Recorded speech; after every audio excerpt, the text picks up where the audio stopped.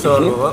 सितंबर माह में मोदी जी के 75 साल पूरे हो रहे हैं और बीजेपी का ये रूल बना है कि जिनकी आयु 75 साल हो जाती है वो राजनीति से संन्यास ले लेंगे, अलग हो जाएंगे। तो अगला प्रधानमंत्री आप किसको देखना चाहते हैं? कौन नज़र में है सूटेबल? जो अभी तो मेरा मन है कि प्रधानमंत्री नरेंद्र मोदी जी ही रहें और बीजेपी बदलाव लाए।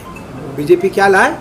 बदलाव लाए। 75 से 85 कर दे, 75 से 85 कर दे, 85 कर दे। अभी प्रधानमंत्री जी ही, नरेंद्र मोदी जी ही चाहिए। महाराज ऐसा जरूरी महाराज जी जिस तरह से हिंदू साहित्य।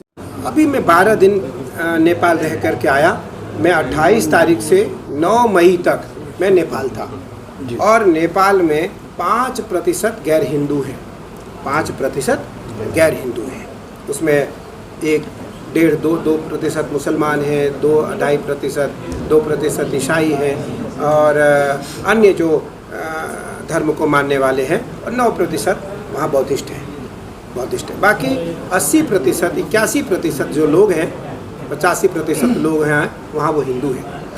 मैं अभी पूरे नेपाल का लगभग पूरब, पश्चिम, उत्तर, दक्षिण और पश्चिम 3 दिशाओं का भ्रमण किया। पूरब को, जनकपुर को छोड़कर मैं 12 दिन नेपाल था। अभी 9 तारीख से 28 तारीख से 9 तारीख तक, मई में, इसी मई में।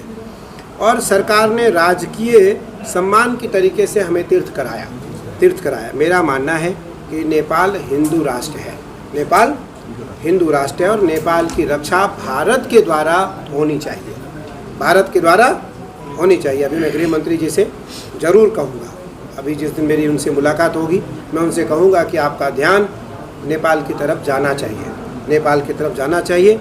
नेपाल पर चीन का धीरे धीरे आधिपत्य होता जा रहा है, बढ़ता जा रहा है, उससे भारत को नुकसान होगा। एक हमारा पड़ोसी देश, एक हमारा छोटा भाई हमसे कहीं अलग ना हो जाए। मेरा मानना है कि उसी प्रकार भारत की भी रक्षा होनी चाहिए। भारत ही एक ऐसा देश है जिसको हम सनातनियों का देश कहते हैं। हम कोई अन्य देशों में जा कर के, मैं सारे देशों में जाता हूँ, दुनिया का कोई ऐसा देश नहीं है जिस देश में मेरा भ्रमण न होता हो। मैं किसी और देश में जाकर तो कहता नहीं कि यहाँ हिंदू देश बनाओ, यहाँ सनातन देश बनाओ। भारत को तो मैं कह सकता हूँ ये मेरा है और हर व्यक्ति को अधिकार है।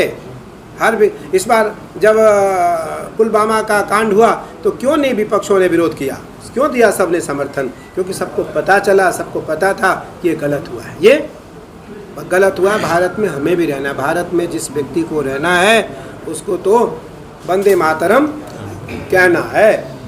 हम कह रहे हैं भगवा ध्वज को न नमस्कार करो, कैलासानंद गिरी को नमस्कार न करो। भैया तुम्हें राष्ट्रीय ध्वज को तो नमस्कार करना ही पड़ेगा। तुम्हें वंदे भारत, वंदे मातरम और वंदे भारत तो कहना ही पड़ेगा। भारत की जयकारा तो तुम्हें लगानी ही पड़ेगी।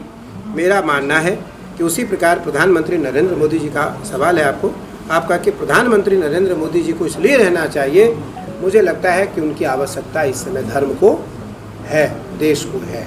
इसलिए बीजेपी में बदलाव आए, बीजेपी में बदलाव आए और वो 75 से 85 हो जाए, 75 से 85 हो जाए। प्रधानमंत्री अभी हमारे यंग हैं, बिल्कुल यंग हैं, मैं उनको करीब से देखता हूँ।